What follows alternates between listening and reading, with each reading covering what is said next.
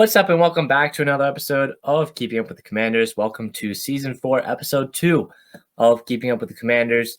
And we've got a lot to talk about this week. I know last week I said that today's episode was going to be about a pre-training camp roster prediction, a final roster prediction for the Washington Commanders. And the Commanders decide, no, that's not going to happen this week because so much stuff happened with the Washington Commanders.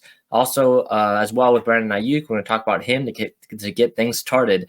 And then we're going to be talking about Jason Wright and some front office moves that the Washington Commanders had or made over the last week. And then we're going to wrap things up with another injury update on former second-round pick Johnny Newton.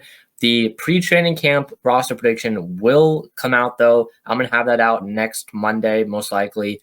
That will be pre-recorded because I'm going to be on a trip, so I'm going to miss next week. I know it's going to be like a half of a week into training camp when that episode comes out, but you're just going to have to deal with it because I want to get that one out, and I'm excited for it. So that will come out next week because I think that's a good time to get that out. And then this week, we're just going to go over some stuff that happened in the news regarding the Washington Commanders, starting things off now with Brandon Aiyuk.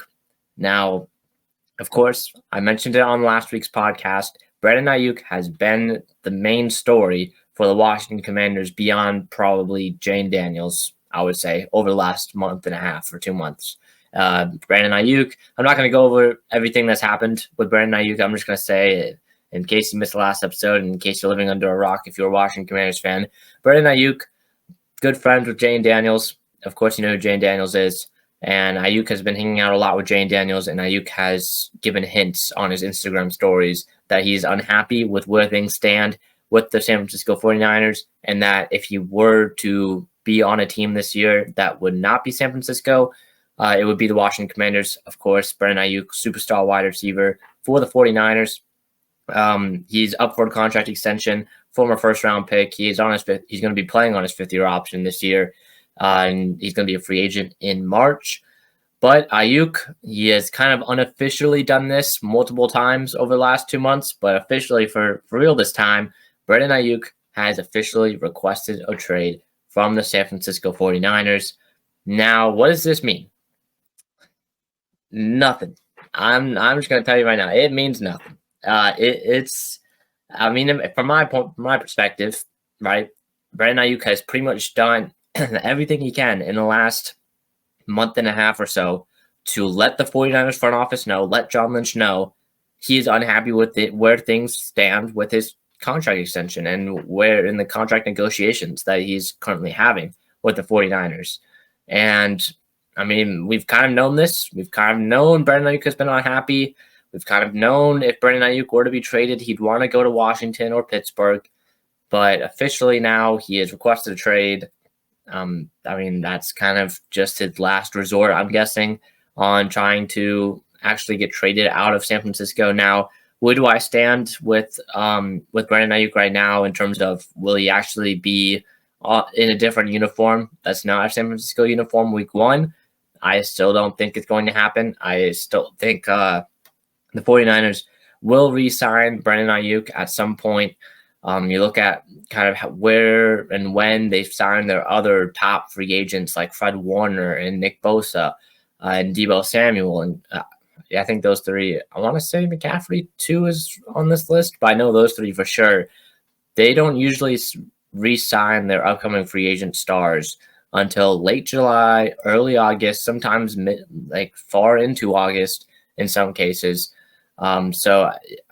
Look, we stand. It's July 21st, July 22nd. We're kind of starting to get to that time where the 49ers do kind of cave in to where their players and their veterans kind of stand with how much money they want. And I expect the same thing to happen. I expect the San Francisco 49ers to re-sign Brandon Aiyuk to a long-term extension. And then come March or April, they trade away Deebo Samuel. Because Deebo Samuel, in my opinion, one of the only reasons why he is not off the team right now and not traded is because he has a $40 million or $35 million dead cap hit if he gets traded. Which, that's a fair amount of money right there. That's $40 million down the drain of your cap space. So that's kind of one of the reasons why he's on the roster right now. especially because they drafted Ricky Pearsall. And kind of where Ricky Pearsall is and how he plays is not really exactly Deebo Samuel-esque, but he has some of those same traits, physical traits that Deebo has. But that's kind of where I stand. I think Aiyuk is part of the long-term plans for the San Francisco 49ers. What it would take for Brandon Aiyuk to get traded is that Aiyuk is going to be holding out a training camp, which is confirmed. That is what's going to happen. Brandon Aiyuk is going to hold out a training camp. I think that was mostly confirmed, but he's going to hold out a training camp. He's going to take the fines. He's not holding in. He's holding out. And then from there, Ricky Pearsall would have to blow away the 49ers coaching staff with how talented he is right out of the gate. He would have to look like the best wide receiver on the roster. Like that's what he'd have to look like for them to trade Brandon Aiyuk, or very close to being Brandon Aiyuk's level immediately. One, that's hard to kind of tell in training camp, especially the first few practices when you don't have pads on to really see how these players move with pads on. So that's kind of one thing. And then the second thing, Pearsall is, he's going to be getting some first-team reps for sure, especially if Brandon Aiyuk does hold out.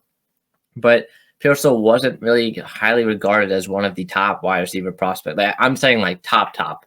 He wasn't a consensus first rounder like some of these other guys. Now, you guys know how much I love Ricky Pearsall. I think he was worth an early second-round pick, and the 49ers took a chance on him late in the first round, which I loved, and I love the fit. But it's probably going to take some time for him to develop and stuff, to becoming more of an all-around player. So, I'm excited to see what he can do. But it would really have to blow away the 49ers coaches and front office with his performances during these practices in order for Brandon Aiyuk to actually be traded, in my opinion. So Brandon Aiyuk officially requesting a trade, I don't really think it means much, because Aiyuk's unofficial requests multiple times have not been met. And so he officially requests ones. He gets his agent to let the NFL insiders know, to tweet out, Brandon Aiyuk has officially requested a trade and all this. So that's that's where things stand right now with Brandon Aiyuk. Moving on now to Jason Wright. It was a crazy week for DC presidents, that was for sure. But Jason Wright is leaving the Washington Commanders organization, the president of the Washington Commanders, for what was it been, like a year and a half, I want to say, maybe 2 years. Hold on. It was about 2 years. He was the president of the Commanders during the name change, Washington football team, Washington Commanders, and now he is going out with Josh Harris coming in. Harris has really cleaned office from what this front office looked like before, not only on the football side of things with getting rid of Ron Rivera and I think Marty Herney, I want to say. Herney might still be part of the team. I'm still kind of confused on where things stand with him. I know he's kind of more in an advisor role, but I don't think they're going to be renewing his contract. So Marty Herney and kind of moving to a lower position, and then Ron Rivera moving out, of course. But also on the business side of things too, with Jason Wright, we saw, I guess it's more football side of things, but Eugene Shen moved out a few. I think that was probably over the time between season 3 and season 4 when Eugene Shen moved out as well. But Jason Wright is going to be moving out of his role as the Washington Commanders president and will leave the organization by the end of the 2024 season. Wright will assume the title senior advisor as the search begins for a new team president. That was reported by the Washington Post's Nikki Javala, and that was the first one on it. So Jason Wright is going to be a senior advisor right now, but currently the Washington Commanders do not have a president of football operations, I think, or president. I think that's what the title is officially. But yeah, Jason Wright moving out. There's a lot of controversy around Jason Wright. He was kind of part of the entire. Well, he was first brought in by Dan Snyder in part of the Dan Snyder era, and then he was kind of brought in when the team would change to Washington football team. then it changed. He was kind of the main guy when it changes to Commanders. He was one of the main people that made the decision to change the name to the Washington Commanders, which has brought a lot of controversy around him.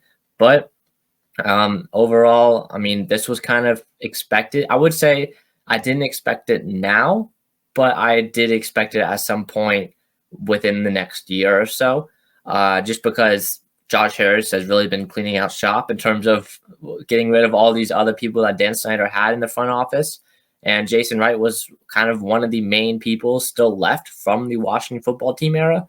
And now Jason Wright is out of the organization, not officially yet, but Jason Wright will be leaving the organization at the end of the year officially. So the Washington Commanders now search for a new president. It's definitely going to be interesting to see what that timeline looks like for when their Commanders are going to be hiring a new president, interviews, all of that. I'd have to expect it probably be some time before the football season starts, because you can't really go into a season without a president of your team. So I'd probably expect them to hire a president before the end of August, I would say. Most likely, I feel like Josh Harris kind of knows his guy, or knows a few people that are going to be contenders for this presidency already. I feel like this isn't something that came up all of a sudden. This was a decision by Josh Harris that Jason Wright's contract was not going to be renewed. I do think it's interesting that Wright is first going to get moved down to more of an advisor role first before leaving, instead of just immediately leaving as the team president. Kind of shows that maybe Harris and company still need some time to think about who it's going to be as the new team president. But that was also a note that I thought was interesting. But yeah, Jason Wright, one of the main people during the Washington football team, Ron Rivera era, kind of in that front office. He was promoting the team when they changed to the Commanders and all the controversy there and all that. But Jason Wright leaving the organization at the end of the year.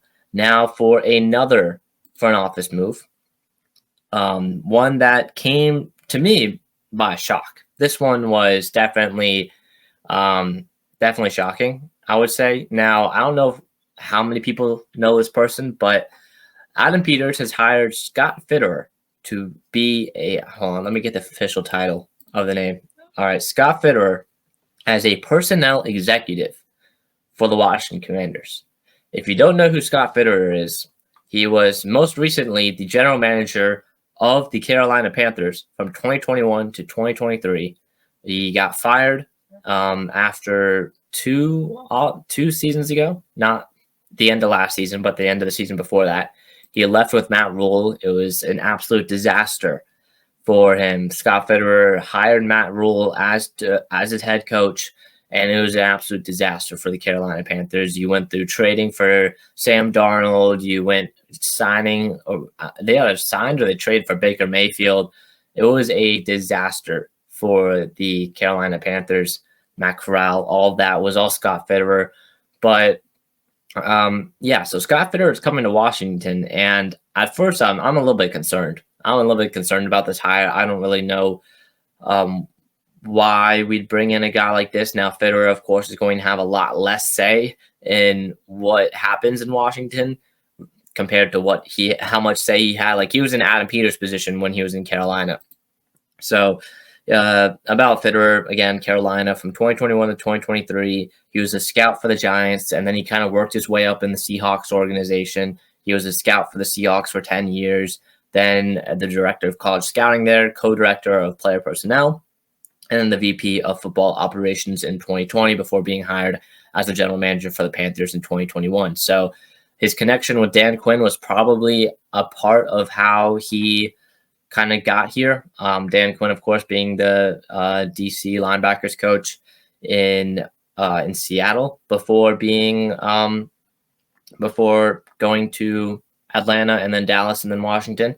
So, I mean, that's probably how he got here at this point. But Scott Fitterer joining the front office, overall, don't really like this hire. But again, it's kind of hard to say how much say he's going to have. He's a personnel executive. That means he's going to be dealing with the roster and the player personnel. I don't know if it's going to be like how many people on the roster. I don't know how long he's going to be here for, if it's just a temporary thing or not. I don't think it is. But yeah, he's going to be dealing with the personnel, which kind of scares me because he did not do a great job with the personnel in Carolina. Because, I mean, look, you just look at the quarterback situation in Carolina, and you look at, I mean, he's not going to be making any hires either. And that's what he also did a poor job of, bringing in Matt Rule in Carolina. So it's not like it's not like he's going to be having a major say in things, but the personnel part of his title kind of scares me a little bit. Personnel executive. So I'm not in love with his hire at all, but we'll see how it is. So Scott Fitterer now on the Washington Commanders, and finally here to wrap things up, another injury update on Commanders defensive tackle Johnny Newton. Johnny Newton, the second-round pick, the first of the 3 second-round picks for the Washington Commanders back in April. The defensive tackle out of Illinois, a consensus first-round talent, in my opinion, and not getting there in the first round, fell to the second round because of a foot injury that occurred during his training. He broke his foot. He broke his right foot. He broke his right foot during the college football season. He played through it, and then he absolutely dominated, was one of the best defensive players in college football last season. But then during his training, he broke his left foot. So he broke both of his feet. And I'm pretty sure the Washington Commanders did not know about Johnny Newton's injury when they were drafting him. Of course, everyone knew about the first broken foot, but not many people knew about the second broken foot. But that was also a reason why he fell in the draft to the second round, because you didn't know how long he was going to be out for. Newton did not practice in OTAs, did not practice in minicamp at all. He was kind of out for all of that. He showed up to the practices but did not participate at all because of his foot fracture. There was reports that he wasn't going to be ready for training camp, which is clearly the case now, because rookies reported the training camp earlier. I think it was last Thursday, I want to say, last Wednesday or last Thursday. Rookies reported training camp, and for veterans, of course, they report on Tuesday. Practices start Wednesday, in case you guys didn't know. But we'll have Johnny Newton there. Johnny Newton's still going to be at training camp, but of course he's not ready right now to participate. He was placed on the non-football injury list, the NFI list, and this is kind of confusing. So he's placed on the non-football injury list for an injury that occurred while he was training for football. So he's placed on the non-football injury list because instead of like the physically unable to perform list or anything like that, the PUP list, because it was an injury that occurred during the time he was not part of the NFL. It was an injury that occurred before the draft, before he was selected, so he can be put on this non-football injury list, which now allows him to be taken off at any time rather than being placed, I believe, on the PUP list, the PUP reserve list, which puts you out for the first 4 weeks of the season, I want to say. So this is kind of a good thing for Washington in terms of the list he's able to be put on, because Washington can take him off at any time. I don't think there's really a timeline right now and when he is able to come back, or not really like a clear reported timeline. So we'll have to wait and see. I'm super excited though for Johnny Newton, and hopefully he's able to recover within the next couple of weeks, because the Washington Commanders play football in 19, or I guess when you're listening to this, 18 days. The Washington Commanders play a football game in less than 3 weeks. The offseason, you can say it was slow, you can say it flew by. I thought it kind of flew by, because the Commanders play football, a real football game, in less than 3 weeks. That's awesome. The Commanders against the Jets, I think it's like August 10th or August 9th or something like that. The first preseason game of the year for them. I don't know if Johnny Newton, at this rate, I don't expect Johnny Newton to play in that game or be ready for that game, but hopefully he is available to play in the second or third game of the preseason. So, that is the stuff on Johnny Newton, and that will pretty much do it for this week's episode. It was kind of a shorter one. There's just kind of a lot of little things that the Washington Commanders did this week that I wanted to touch on. And again, adding on the entire 50, I want the 53-man roster prediction to be its own episode. So that will do it for this week's episode of Keeping Up with the Commanders. Training camp has officially begun in DC, and veterans report tomorrow when you're listening to this. They report on Tuesday.